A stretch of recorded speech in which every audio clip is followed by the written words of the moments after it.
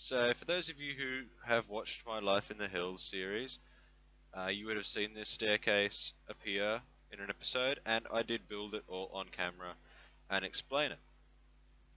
But if you haven't watched it, what this staircase was designed to do was to house a master hopper timer, but it doesn't have to do that, it can just be a secret entrance. So this lower button here, if I press it, opens up our staircase. Now in our Life in the Hills, this wasn't a flat floor here. We had a little bit of a lip here that we had to climb up over, and a bit of a modification here, just because I couldn't put the redstone line underneath like it is here. So this is our redstone line underneath. So we've got our sticky piston here and a redstone block, and then our redstone line. That was so that we could toggle the power. So we'll start off back over here with the button. So when we press the button, it sends a redstone pulse out of this line, which passes through these two repeaters, which are designed not to power this block or this piston, and then to here. So here it splits. We've got a repeater set to 3 ticks, a monostable circuit, so a sticky piston facing up, the block on its face, then a repeater, then our piston. So this piston will pulse and grab this block, pull it back, and then it'll pulse and it'll just leave it out here. When it leaves it out here, it powers all of these repeaters, which push these pistons out. So they push, if I just activate it again, they push this stair and piston and this stair and piston out, which is why they're a slightly strange configuration. Then the other signal passes through this repeater, through another monostable circuit, this repeater, then down to the piston that we saw earlier, which does exactly the same as this piston here.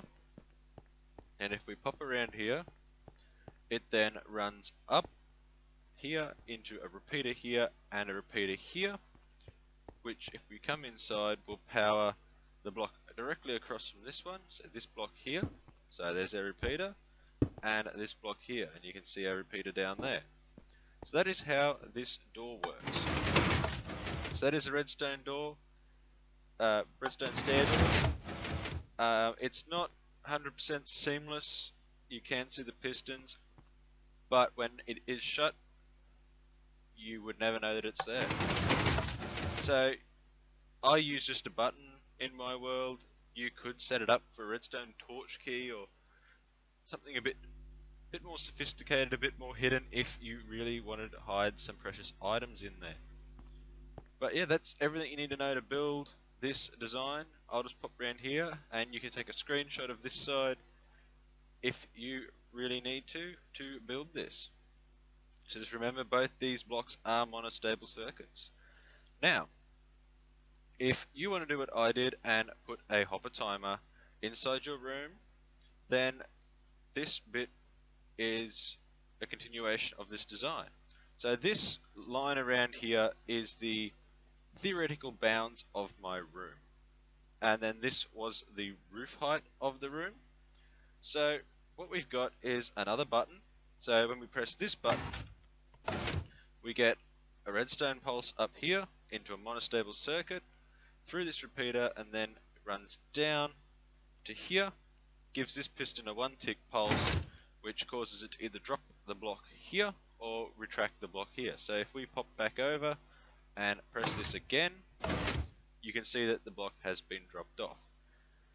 So that is the design that I use in my Life in the Hills series to run all of my farms. That's exactly how it was built, except this was just run flat over a little lump. So if you guys do want to see that episode, go and check out my Life in the Hills series. And yeah, I hope you guys enjoyed this video, and I'll catch you guys in the next one. Stay safe and have a good one.